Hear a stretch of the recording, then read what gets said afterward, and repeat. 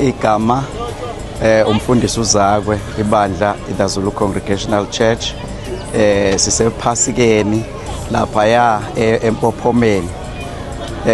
Sicela ukubonga kakhulu icebo lethu ebeyingxenye yawo wonke umsebenzi esinawo namhlanje omuhle kangaka. Siyibandla ke sinephasika elispecial this year ngo-2026 since we are celebrating 130 years wokusungulwa kwebandla lethu. So ukuba naba kocebo lethu sikuthokozele kakhulu, and we'll also like to thank ucebo lethu osinikelele ngenkomo njengoba sikuleli phasika nje ukuthi abazalwane badle kube mnandi. Siyabonga kakhulu.